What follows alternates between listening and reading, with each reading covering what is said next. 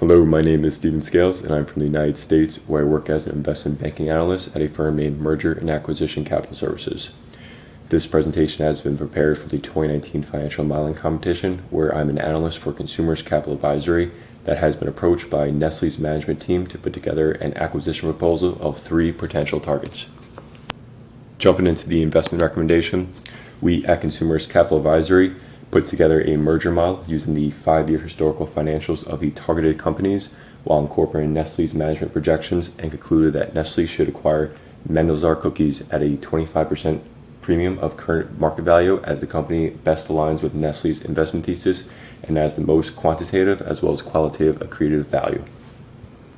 Now, looking at the target in isolation, Mendel's is significantly undervalued by the market based on the company's intrinsic value per share of its DCF valuation in the base case, leaving room for growth in its standalone value.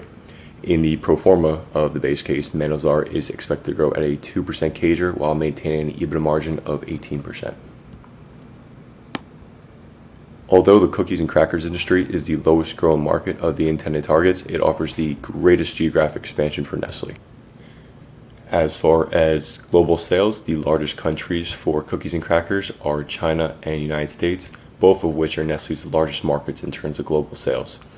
This opens up synergetic opportunities for Nestle to utilize its existing presence in these markets for Mendel's products to gain global market share. To further expand on the strategic rationale of acquiring Mendel's, we observe how the company fits under Nestle's investment thesis.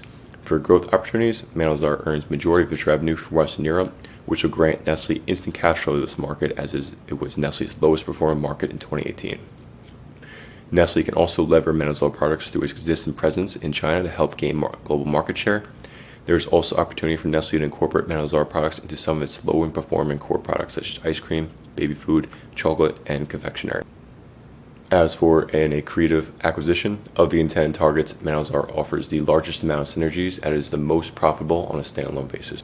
Now, jumping into the transaction summary.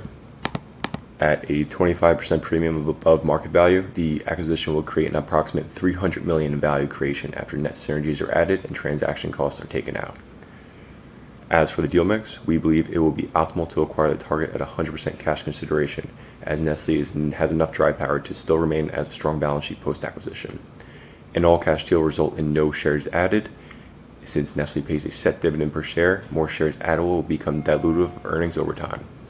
As for debt, it is assumed that Nestle will be refinancing Mendel's outstanding debt by retiring the target's long-term debt of $434 million at 8% to raise senior debt at 5.5% of the same amount. To show the strength of our model and the company acquisition, we ran the scenarios under a bull, bear, and base case, all 3 of which added accretive value. Now jump into the Excel part. We put together a model to be formula driven, where there's 3 acquisition targets: Hampshire Tea, KTC Partners, and Mendel's Cookies, while all including 3 various scenarios of base, bear, and bull. And if you look along the top here, we have the current equity value per share, pro forma equity value per share, and percent change. If I change this to Hampshire Tea, it drops to 3.8.